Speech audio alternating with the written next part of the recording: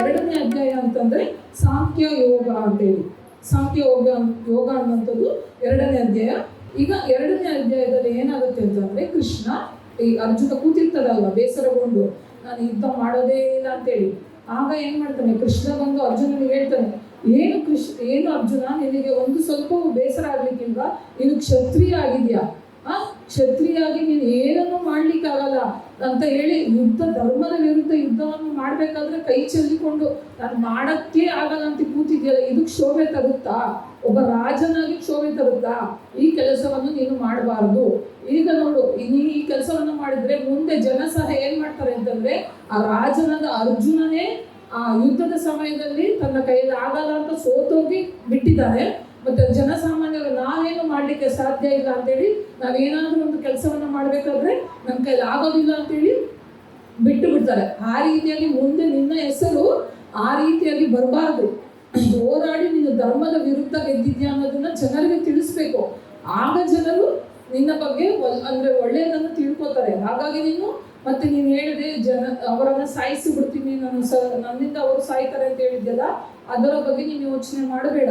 ಏನಂತಂದ್ರೆ, ಸಾಯಿಸೋದು ಅಂತಂದ್ರೆ ನೀನು ಹೇಳ್ತಿರೋ ಪ್ರಕಾರ ಮಾಮೂಲಿ ಜನರನ್ನ ಸಾಯಿಸುವಂಥದ್ದು. ಆದ್ರೆ ನೀವು ಒಂದು ವಿಷಯ ತಿಳ್ಕೊಬೇಕು ಮಕ್ಕಳೇ, ಯಾರು ಇದುವರೆಗೂ ಹುಟ್ಟಿದ್ದಾರೆ ಅವರು ಒಂದಲ್ಲ ಒಂದು ದಿವಸ ಸಾಯಲೇಬೇಕು. ಅಂದ್ರೆ ಜೀವಿತವಾಗಿರುವಂಥದ್ದು, ಮರಗಳಾಗ್ಲಿ, ಗಿಡಗಳಾಗ್ಲಿ, ಪ್ರಾಣಿಗಳಾಗ್ಲಿ, ಮನುಷ್ಯರಾಗಲಿ, ಯಾರು ಹುಟ್ಟಿದವರು ಇದುವರೆಗೂ ಸತ್ತೇ ಇಲ್ಲ ಅಂತ ಯಾರಾದ್ರೂ ಇದ್ದಾರಾ? ನೀವು ಯಾರಾದ್ರೂ ಕೇಳಿದ್ದೀರಾ? ನಾನು ಹೇಳ್ತದೇನು ಅರ್ಥ ಆಗ್ತಿಲ್ವಾ? ಉತ್ತರ ಹೇಳಿದ್ರೆ ಹೇಗೆ ನೀವೆಲ್ಲ? ಈಗ ನೋಡಿ, ಮನುಷ್ಯರು ಹುಟ್ಟಿರ್ತಾರಲ್ವಾ, ಹುಟ್ಟಿದಿಂದ ಸಾಯುವವರೆಗೂ ಇರ್ತಾರೆ. ಹುಟ್ಟಿದವರು ಸತ್ಯ ಇರ್ತಾರೆ. ಬದುಕಿರೋರು ಇದುವರೆಗೂ ಇದ್ದಾರಾ? ಯಾರು ಕೇಳಿದ್ರ? ಅವ್ರು ಹುಟ್ಟಿದವರು ಇದುವರೆಗೂ ಸತ್ತೇ ಇಲ್ಲ ಅಂತ ಯಾರು ಇದ್ದಾರಾ? ಯಾರು ಮನುಷ್ಯ ಅದ ಜೀವಿಗಳು ಅಂತ ಹೇಳ್ತೀವಿ, living things, living persons, living things ಅನ್ನೋದು ಅದು ಯಾವುದು ಜೀವಿತ ಇರುತ್ತೋ ಅದು ಯಾವತ್ತಿದ್ರೂ ಸಾಯಲೇಬೇಕು. ಹಾಗಾಗಿ ನೀವು ಯಾವತ್ತೂ ಅದನ್ನು ಯೋಚನೆ ಮಾಡಬಾರ್ದ? ಮನುಷ್ಯ ಅನ್ನೋನಿಗೆ ಇವತ್ತು ಸತ್ತರೆ ಅವನು ಇನ್ನೊಂದು ದೇಹದಲ್ಲಿ ಹೋಗ್ತಾನೆ ಅಂತಂದ್ರೆ, ನಮಗೆ ಯಾವಾಗಲೂ ನಮ್ಮ ದೇಹದಲ್ಲಿ ಇರುವಂಥದ್ದು ಒಂದು ಸೋಲ್ ಅಂತ ಇರುತ್ತಲ್ಲ, ಗೊತ್ತಲ್ವಾ? ಸೋಲ್ ಅಂತಂದ್ರೆ ಆತ್ಮ ಅನ್ನೋಂಥದ್ದು. ಆ ಆತ್ಮಕ್ಕೆ ಸಾವಿಲ್ಲ. ನಮ್ಮ ಬಾಡಿ ಅಂತ ಇರುವಂಥದಕ್ಕೆ ಮಾತ್ರ ಸಾವಿದೆ. ನಮ್ಮ ದೇಹದೊಳಗೆ ಬಾಡಿಯಲ್ಲಿ ಇರುವಂತಹ ಸೋಲ್ ಇರುವಂಥದಕ್ಕೆ ಅಂದ್ರೆ ಜೀವಿತವಾಗಿರುವಂಥದ್ದು, ಮರಗಳಾಗ್ಲಿ, ಗಿಡಗಳಾಗ್ಲಿ, ಪ್ರಾಣಿಗಳಾಗ್ಲಿ, ಮನುಷ್ಯರಾಗಲಿ, ಯಾರು ಹುಟ್ಟಿದವರು ಇದುವರೆಗೂ ಸತ್ತೇ ಇಲ್ಲ ಅಂತ ಯಾರಾದ್ರೂ ಇದ್ದಾರಾ? ನೀವು ಯಾರಾದ್ರೂ ಕೇಳಿದ್ದೀರಾ? ನಾನು ಹೇಳ್ತದೇನು ಅರ್ಥ ಆಗ್ತಿಲ್ವಾ? ಉತ್ತರ ಹೇಳಿದ್ರೆ ಹೇಗೆ ನೀವೆಲ್ಲ? ಈಗ ನೋಡಿ, ಮನುಷ್ಯರು ಹುಟ್ಟಿರ್ತಾರಲ್ವಾ, ಹುಟ್ಟಿದಿಂದ ಸಾಯುವವರೆಗೂ ಇರ್ತಾರೆ. ಹುಟ್ಟಿದವರು ಸತ್ಯ ಇರ್ತಾರೆ. ಬದುಕಿರೋರು ಇದುವರೆಗೂ ಇದ್ದಾರಾ? ಯಾರು ಕೇಳಿದ್ರ? ಅವ್ರು ಹುಟ್ಟಿದವರು ಇದುವರೆಗೂ ಸತ್ತೇ ಇಲ್ಲ ಅಂತ ಯಾರು ಇದ್ದಾರಾ? ಯಾರು ಮನುಷ್ಯ ಅದ ಜೀವಿಗಳು ಅಂತ ಹೇಳ್ತೀವಿ, living things, living persons, living things ಅನ್ನೋದು ಅದು ಯಾವುದು ಜೀವಿತ ಇರುತ್ತೋ ಅದು ಯಾವತ್ತಿದ್ರೂ ಸಾಯಲೇಬೇಕು. ಹಾಗಾಗಿ ನೀವು ಯಾವತ್ತೂ ಅದನ್ನು ಯೋಚನೆ ಮಾಡಬಾರ್ದ? ಮನುಷ್ಯ ಅನ್ನೋನಿಗೆ ಇವತ್ತು ಸತ್ತರೆ ಅವನು ಇನ್ನೊಂದು ದೇಹದಲ್ಲಿ ಹೋಗ್ತಾನೆ ಅಂತಂದ್ರೆ, ನಮಗೆ ಯಾವಾಗಲೂ ನಮ್ಮ ದೇಹದಲ್ಲಿ ಇರುವಂಥದ್ದು ಒಂದು ಸೋಲ್ ಅಂತ ಇರುತ್ತಲ್ಲ, ಗೊತ್ತಲ್ವಾ? ಸೋಲ್ ಅಂತಂದ್ರೆ ಆತ್ಮ ಅನ್ನೋಂಥದ್ದು. ಆ ಆತ್ಮಕ್ಕೆ ಸಾವಿಲ್ಲ. ನಮ್ಮ ಬಾಡಿ ಅಂತ ಇರುವಂಥದಕ್ಕೆ ಮಾತ್ರ ಸಾವಿದೆ. ನಮ್ಮ ದೇಹದೊಳಗೆ ಬಾಡಿಯಲ್ಲಿ ಇರುವಂತಹ ಸೋಲ್ ಇರುವಂಥದಕ್ಕೆ ಸಾವಿಲ್ಲ. ಅಂದ್ರೆ ಅದು ಯಾವತ್ತೂ ಸಾಯೋದಿಲ್ಲ. ಸೋಲ್ ಸಾಯೋದಿಲ್ಲ, ಆದ್ರೆ ಬಾಡಿ ಮಾತ್ರ ಸಾಯುತ್ತೆ. ಆ ಸೋಲ್ ಅನ್ನೋದು ಒಂದು ಪರ್ಸನ್ ಇವತ್ತು ಈ ಮನುಷ್ಯ ಸತ್ತಿದ್ದಾನೆ ಅಂತಂದ್ರೆ, ಆ ಸೋಲ್ ಅನ್ನೋದು, ಆತ್ಮ ಅನ್ನೋದು ಬೇರೆ ವ್ಯಕ್ತಿಯಲ್ಲಿ ಹೋಗಿ ಸೇರ್ಕೊಳ್ತದೆ. ಆದ್ರೆ ಅದು ಮನುಷ್ಯನಾಗ್ತಾನ, ಪ್ರಾಣಿ ಆಗ್ತಾನ, ಮರಗಳಲ್ಲಿ ಹೋಗುತ್ತೋ ಯಾವುದು ಗೊತ್ತಿಲ್ಲ. ಆ ರೀತಿ ಆಗುತ್ತೆ. ಹಾಗಾಗಿ ಅಂದ್ರೆ ಯಾವ ರೀತಿ ಅಂತಂದ್ರೆ, ನಾವು ಈಗ ಒಂದು ಬಟ್ಟೆಯನ್ನ ಹಾಕೋತೀವಿ, ಆ ಬಟ್ಟೆ ಹಳತಾಗಿದೆ, ಅದನ್ನ ಕಳಚಿ ಮತ್ತೆ ಹೊಸ ಬಟ್ಟೆಯನ್ನ ಹಾಕೋತೀವಲ್ಲ, ಆ ರೀತಿಯಾಗಿ ಈ ದೇಹದಲ್ಲಿರುವಂತ ಆತ್ಮ ಈಗ ಸತ್ತದ ಮೇಲೆ ಇನ್ನೊಬ್ಬರ ಹತ್ರ ಹೋಗುತ್ತೆ.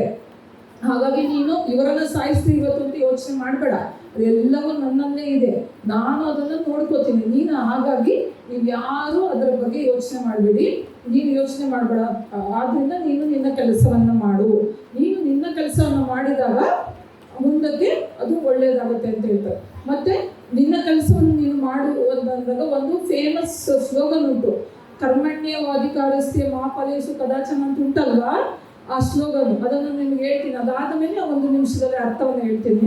ಕರ್ಮಣ್ಯೇ ವಾಧಿಕಾರಸ್ಥೆ ಮಾ ಫಲೇಷು ಕದಾಚನ ಮಾ ಕರ್ಮ ಫಲ ಹೇತುರ್ಗು ಮಾತೆ ಸಂಗೋಸ್ತ್ವ ಕರ್ಮಣಿ ಅಥೋ ವಾ ಪ್ರಾಪ್ಯಸಿ ಸ್ವರ್ಗಂ ಜಿತ್ವಾ ವಾ ಮೋಕ್ಷ್ಯಸೆ ಮಹಿಂ ತಸ್ಮಾದ್ ಉತ್ತಿಷ್ಠ ಕೌಂತೆಯ ಯುದ್ಧಾಯ ಕೃತ ನಿಶ್ಚಯ ಅಂತಂದ್ರೆ ಇದನ್ನ ಕೃಷ್ಣ ಹೇಳಿರುವಂಥದ್ದು. ನೀವೆಲ್ಲರೂ ಕೇಳಿದಿರಲ್ಲ ಕರ್ಮಣ್ಯವಾಧಿಕಾರಸ್ಥೆ, ಅದನ್ನಾದ್ರೂ ಕೇಳಿರ್ತೀರಲ್ವಾ?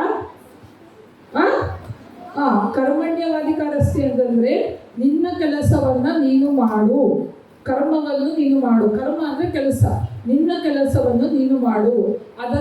ಅದರಲ್ಲಿರುವಂಥ ಫಲಾಫಲಗಳು ಅಂತಂದ್ರೆ ಅದರಲ್ಲಿ ಬರುವಂತ ನೀವು ಸೋಲ್ಬೋದು ಗೆಲ್ಬೋದು ಅದನ್ನು ನೀನು ಯೋಚನೆ ಮಾಡಬೇಡ. ನಿನ್ನ ಕೆಲಸ ಏನು? ಕರ್ಮ ಮಾಡೋದು, ಅಂದ್ರೆ ಕೆಲಸವನ್ನು ಮಾಡುವುದು.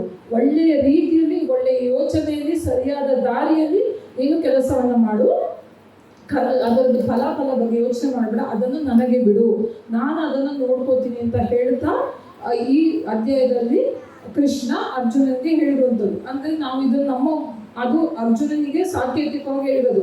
ನಮ್ಮ ಜೀವನದಲ್ಲಿ ನಾವೇನು ತಿಳ್ಕೋಬೇಕು, ಮಕ್ಕಳು ಏನು ತಿಳ್ಕೋಬೇಕು ಅಂತಂದ್ರೆ, ಈಗ ನಾವೇನಾದ್ರೂ ಒಂದು ನಿಮ್ಮ ಮಕ್ಕಳ ಎಕ್ಸಾಂಪಲ್ ತಗೋಬೇಕು ಅಂತಂದ್ರೆ, ಈಗ ಎಕ್ಸಾಮ್ ಇರುತ್ತೆ ಅಥವಾ ಬೇರೆ ಏನಾದರೂ ಕೆಲಸ ಮಾಡ್ಲಿಕ್ಕೆ ಇರುತ್ತೆ. ನಾವೇನು ಮಾಡ್ತೀವಿ ಎಷ್ಟೋ ಸತಿ ಮೊದಲನೇ ಅಧ್ಯಾಯದಿಂದ ಸೇರಿ ನಮ್ಮ ಕೈ ಕೆಲಸ ಮಾಡಲಿಕ್ಕೆ ಆಗಲ್ಲ. ಅಯ್ಯೋ ಎಕ್ಸಾಮ ಯಾರು ಓದ್ತಾರೆ?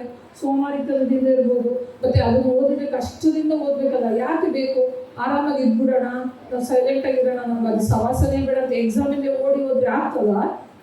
ಎಕ್ಸಾಮನ್ನು ಫೇಸ್ ಮಾಡಿದ್ರೆ ನಾವು ನೆಕ್ಸ್ಟ್ ಕ್ಲಾಸಿಗೆ ಹೋಗ್ಲಿಕ್ಕೆ ಸಾಧ್ಯ. ಆ ರೀತಿಯಾಗಿ ನನ್ನ ಕೈಲಿ ಆಗೋದೇ ಅಂತ ಕುಗ್ಗಬಾರದು. ಯಾವ ರೀತಿ ಅರ್ಜುನ ಮಾಡಿದ ಆ ರೀತಿ ಕುಗ್ಗಬಾರದು.